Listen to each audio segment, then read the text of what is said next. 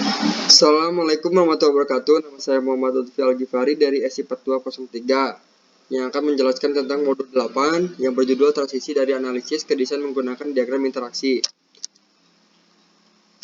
Yang pertama itu ada tujuan. Jelaskan tujuan dan elemen model desain. Lalu identifikasi elemen penting dari diagram komunikasi UML, membuat komunikasi diagram view dari desain model. Mengidentifikasi elemen penting dari UML, sequence diagram. Membuat sequence diagram view dengan desain model. Lanjut, ada memperkenalkan desain model. Jadi desain model dibuat dari model persyaratan.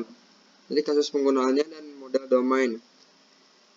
Model desain digabung dengan model arsitektur untuk menghasilkan model solusi. Diagram interaksi. Diagram interaksi UML adalah nama kolektif untuk diagram berikut. Ada sequence diagram, communication diagram, sebelumnya dikenal sebagai kolaborasi diagram.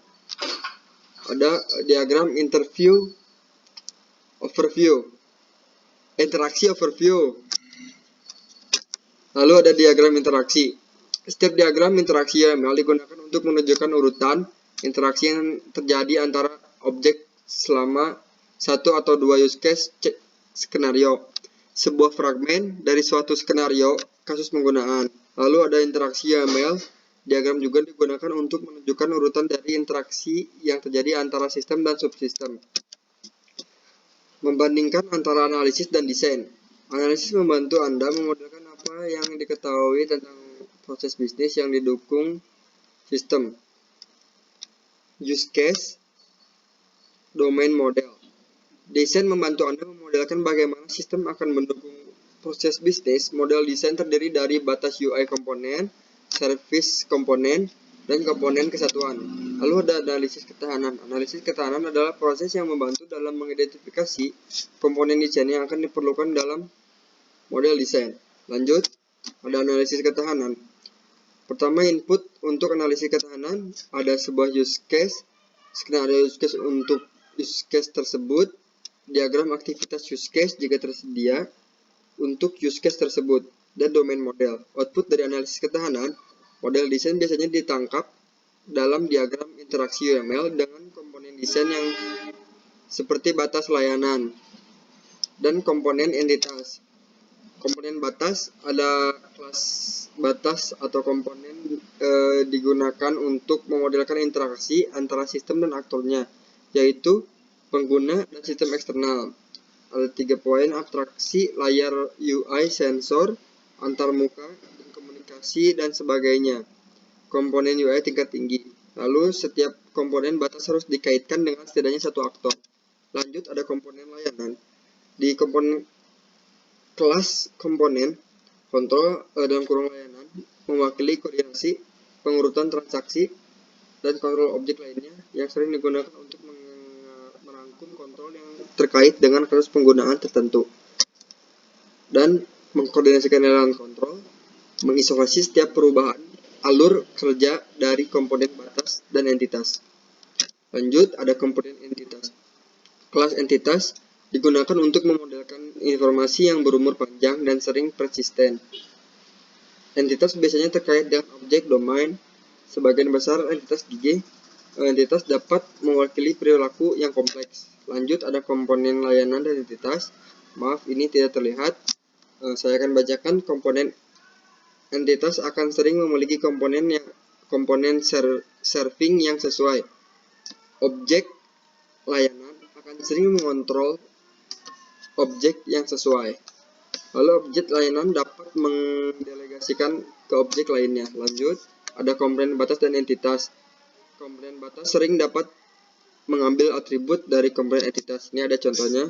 Lanjut, menjelaskan proses analisis robustness. Pertama, pilih use case, membuat komunikasi atau diagram urutan yang memenuhi aktivitas use case. A. Identifikasi komponen desain yang mendukung kegiatan use case. B. Gambarkan hubungan antara komponen-komponen ini. C. Beri label pada asosiasi dengan pesan. 3. Konversi diagram komunikasi menjadi diagram sequence atau sebaliknya untuk tampilan alternatif opsional. Mengidentifikasi elemen diagram komunikasi. Diagram komunikasi memang terdiri dari elemen-elemen berikut ini. Kalian bisa lihat ada beberapa elemen. Kita lanjut. Identifikasi elemen dari komunikasi diagram. Jadi ada variasi komunikasi dari diagram sebelumnya. Identifikasi elemen komunikasi diagram. Sebuah pesan dapat menunjukkan nama pesan. Panah arah, panah padat adalah pesan yang sinkron. Panah terbuka adalah pesan yang asinkron. Nomor urut yang menggambarkan urutan pesan. Daftar parameter yang diteruskan ke objek penerima. Kondisi penjaga yang menunjukkan pesan bersyarat. Dan parameter pengembalian. Lanjut. Membuat diagram komunikasi. Satu itu tempatkan aktor dalam diagram komunikasi. Kedua, menganalisis use case dari diagram aktivitas untuk use case. 3. Untuk setiap tindakan dalam use case. 4.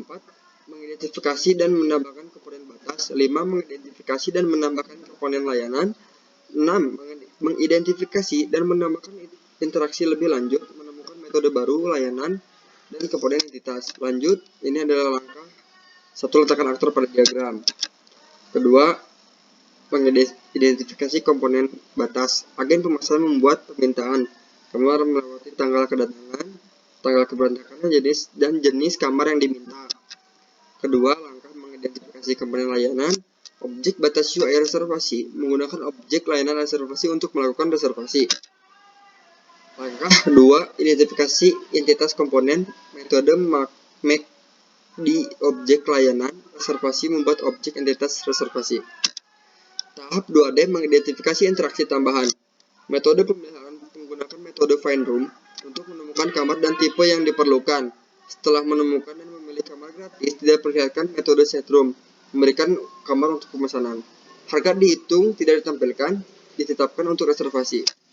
Tahap 2D, mengidentifikasi metode tambahan. Metode pemeliharaan pada layanan reservasi.